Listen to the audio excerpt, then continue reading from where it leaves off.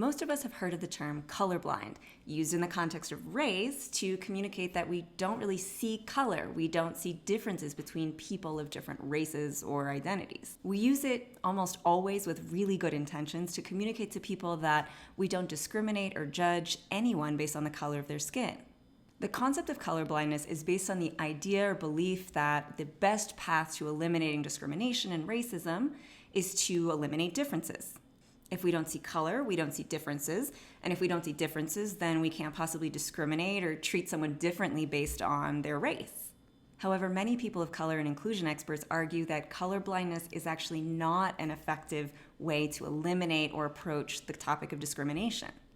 In fact, many argue that promoting this concept of colorblindness can actually do more harm than good, increasing bias and divisions between different identities. Let's explain.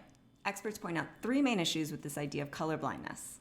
First is this idea that we can't see color. Because unless you have a visual impairment, of course you can see the color of someone's skin, in the same way you can see the color of their hair or the color of their shoes.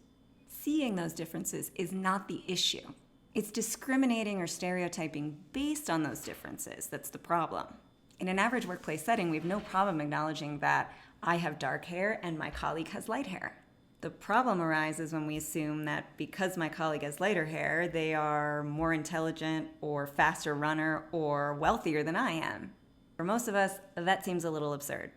Second, by saying that we don't see color, we're also denying the different experiences that people of different identities have because of the color of their skin. We're essentially failing to recognize a very long and undeniable history of obstacles, challenges, and discrimination that many people of color have faced because of their skin. While many of us want to move forward and believe that racism is no longer an issue and that everybody, regardless of the color of their skin, gets fair treatment and equal opportunities, the reality, evident in both data and millions of personal stories, is that bias and discrimination is still very much present in and outside of the workplace. And so when we say we don't see color, it can make many people who experience these differences every single day feel like you're not acknowledging that. Third, in denying differences, we're basically suggesting that differences are bad.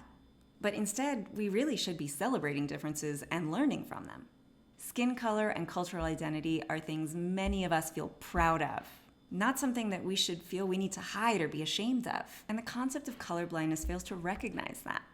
So if the concept of colorblindness doesn't really help us towards eliminating discrimination and bias, what does? Some experts suggest that instead of aiming to be colorblind, we should aim to be color conscious. Instead of denying or ignoring the differences that exist between us, acknowledging them and celebrating them.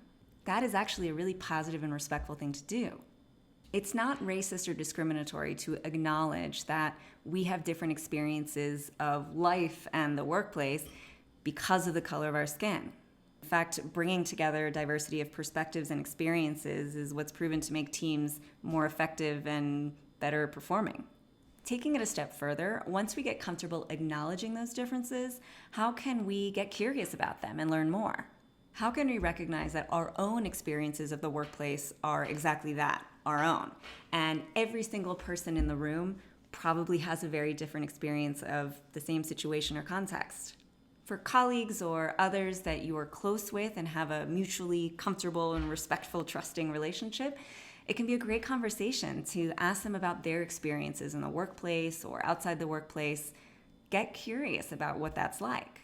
Another way to do that, if you're not yet comfortable talking to someone one-on-one about it, is reading, listening, watching videos from people talking about their experiences, people with really different races or gender identities to you. A lot of us have been conditioned to feel like acknowledging or talking about differences in race and cultural identity is inherently discriminatory or counterproductive. In most cases, it's not. It's okay and actually necessary and respectful to start talking openly about the differences that we experience in our day-to-day. Ultimately, we can't achieve equity without acknowledging and understanding differences. So rather than run from them, embrace them and learn some more.